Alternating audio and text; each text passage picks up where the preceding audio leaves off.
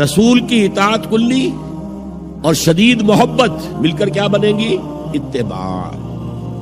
اور اتباع کا درجہ کیا ہے؟ قل ان کنتم تحبون اللہ فاتبعونی یحببکم اللہ. اے نبی ان سے کہہ دیجئے اگر تم اللہ سے محبت کرتے ہو تو میرا اتباع کرو، میری پیروی کرو، میرے نقش قدم پر چلو. اب آپ سوچئے اگر ہم کاروبار کر رہے ہیں، فرض کیجئے کوئی شخص 100% دیانتداری سے کام کر رہا ہے، کوئی شخص سود کے اندر براہ راست ملوث نہیں ہے، نماز پڑھتا ہے، روزہ رکھتا ہے، لیکن یہ اتباع نہیں کر رہا جو حضور نے جو کام کیا تھا کہ غلط نظام، طاغوتی نظام کو جڑ سے اکھاڑ کر پھینکا جائے اور اللہ کا دیا ہوا دین حق قائم کیا جائے، تو اتباع میں کیا حصہ ہے اس کا؟ کوئی نہیں. ایک سوال آپ سے کرتا ہوں، حضور نے وحی کے آغاز کے بعد کوئی کاروبار کیا؟ جی آپ پہلے بہت اچھے تاجر تھے، بہت کامیاب تاجر تھے، اس وقت کا ایکسپورٹ امپورٹ، قافلہ لے کر جا رہے ہیں شام، قافلہ واپس لے کر آ رہے ہیں، لیکن جیسے ہی وحی آ گئی، یا ایھا المدثر قم فانذر وربک فکبر، اے لحاف میں لپٹ کر لیٹنے والے اب کھڑے ہو جاؤ، کمر کس لو، گارڈ اپ یور لائنز، اپنے مشن کا آغاز کرو. اس کا آغاز کیا ہے؟ انذار، خبردار کرو انہیں کہ زندگی یہی زندگی نہیں ہے، اصل زندگی آخرت کی زندگی ہے، اور قیامت کے دن تمہیں حساب جو ہے اپنا پیش کرنا ہوگا، جواب دہی کرنی ہوگی. You will have to face the ground accountability of the day of judgment. یہ انذار سے بات شروع کرو. وَرَبَّكَ فَكَبِّرْ، اور جو ہدف ہے مقصود کیا؟ اللہ کو بڑا کرو، یعنی اس کی بڑائی نافذ کرو.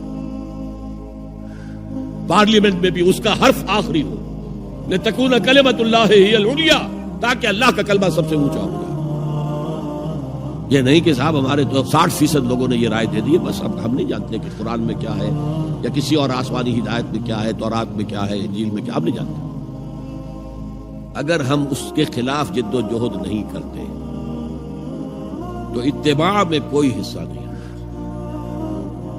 جو اطاعت تھوڑی بہت ہم کر رہے ہیں وہ بھی جزوی ہے، کلی نہیں ہے. اسی لیے دنیا کی رسوائی وہ تو ہمارے ماتھے پر لکھی ہوئی، ضربت علیہم الذلۃ والمسکنۃ وباؤوا بغضب من اللہ. آج ہمارا حال یہ ہے. تو اتباع رسول، محبت رسول کا تقاضا، وہی جد و جہد کرو، وہی جد و جہد کرو. اسی کا نام جہاد فی سبیل اللہ ہے. بدقسمتی سے خود ہم نے غلط انٹرپریٹیشن جہاد کی ہے، جس کی وجہ سے دشمنوں کو موقع ملا. جہاد کے معنی جنگ، حالانکہ جہاد کے معنی تو جنگ نہیں ہے. جہاد جد و جہد کا نام ہے، کوشش. جہد کے مقابلے میں آئے گی تو وہ جہاد ہے. جہد یک طرفہ ہے تو جہد ہے، اور دو طرفہ ہو رہی ہے، رسہ جو ہے آپ ادھر کھینچ رہے ہیں وہ ادھر کھینچ رہے ہیں، یہ جہاد ہے. آپ توحید کا پرچم اٹھائے ہوئے ہیں، توحید پھیلا رہے ہیں، وہ شرک پھیلا رہے ہیں، یہ جہاد ہے. کوئی مغربی ڈیموکریسی چاہتا ہے، کوئی سوشلسٹ ڈیموکریسی چاہتا ہے، ان کے درمیان رسہ کشی ہوگی کہ نہیں ہوگی، یہ جہاد ہے. قتال تو جہاد کی 9 منزلہ عمارت میں جا کے 9ویں منزل پر قتال فی سبیل اللہ، اور یہ دونوں قرآن کی اصطلاحات ہیں. ہم نے جہاد کو بھی جنگ بنا دیا، تو پھر تو اب ہر شخص کو قرآن میں جنگ ہی جنگ نظر آئے گی. جہاں جہاد کا لفظ آیا جنگ، جہاں جہاد کا لفظ آیا جنگ. اسی سے تو ان کو موقع مل گیا.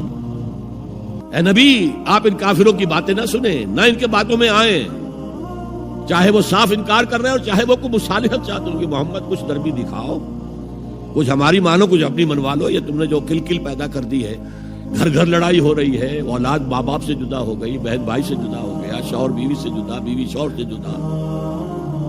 جو کہتے ہیں کہ a house divided amongst itself cannot stand، ہمارا تو تم نے قبائلی جو ہمارا روب تھا وہ ختم کر دیا دنیا میں. لہذا ایسا کرو، کچھ مصالحت کرو، کچھ اپنی منوا لو، کچھ ہماری مان. قرآن نے کہا وَدُّوا لَوْ تُدْهِنُ فَيُدْهِنُونَ فَلَا تُطِعِ الْمُكَذِّبِينَ. ان کی بات نہ سنیے. تو جہاد تھا جو ہو رہا تھا، جس کے لیے میں نے رات تقریر کی ہے، جہاد بالقرآن. فَلَا تُطِعِ الْكَافِرِينَ وَجَاهِدْهُمْ بِهِ جِهَادًا كَبِيرًا. یہ سورہ الفرقان کی آیت ہے نمبر 52. اور شروع کیسے ہوتی ہے سورہ الفرقان؟ تبارک الذی نزل الفرقان علی عبدہ لیکون للعالمین نذیرا. بڑی بابرکت ہے وہ ذات جس نے اپنے بندے محمد پر صلی اللہ علیہ وسلم یہ الفرقان نازل کر دیا تاکہ تمام جہان والوں کو خبردار کر دے، انذار، اور وہ پوری نوع انسانی کے لیے انذار. اسی میں آگے آتا ہے اسی صورت میں فلا تطع الکافرین، اے نبی آپ ان کافروں کی باتیں نہ مانیں، نہ سنیں، نہ توجہ دیں. وجاہدہم بہ، اس قرآن کے ذریعے سے جہاد کیجئے. 12 برس مکے میں قرآن کے ذریعے سے جہاد ہوا ہے، تلوار تو نہیں اٹھی. الٹا حکم یہ تھا کہ چاہے تمہارے ٹکڑے کر دیں، چاہے تمہیں آگ میں جلا دیں. You don't have to raise hands even in self defense. کفو ایدیکم، اپنے ہاتھ بندھے رکھو، روکے رکھو، کوئی جوابی کارروائی نہیں. 12 برس This was the order of the day. یہ جہاد بالقرآن، اس جہاد بالقرآن کے ذریعے سے لوگوں کو کھینچا گیا، پھر بیعت لے کر ان سے ان کو منظم جماعت بنایا گیا، پھر ان کا تزکیہ کیا گیا. تزکیہ کس بات کا؟ دل میں کوئی ولولہ، کوئی امنگ، کوئی حوصلہ، کوئی طلب، کوئی مقصود نہ رہ جائے سوائے اللہ کی رضا کے حصول کے اور آخرت کی فلاح کے حصول کے. جب تک پاک نہیں ہو جائے گا دل، جب تک دل سے ساری امنگیں، ساری ایمبیشن نہیں نکل جائیں گی سوائے اللہ کو راضی کرنا اور آخرت کی فلاح طلب کرنا، یہ ہے تزکیہ.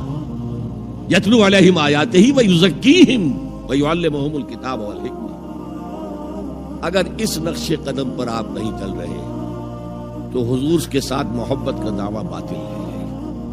آپ مسلمان ہیں، ٹھیک ہے، آپ مانتے ہیں انہیں اللہ کا رسول، اور آپ درود بھی بھیج دیتے ہیں، نماز میں بھی درود ابراہیمی ہے، سب کچھ ہے، لیکن یہ ہے کہ اتباع رسول، محبت رسول کے بغیر نہیں.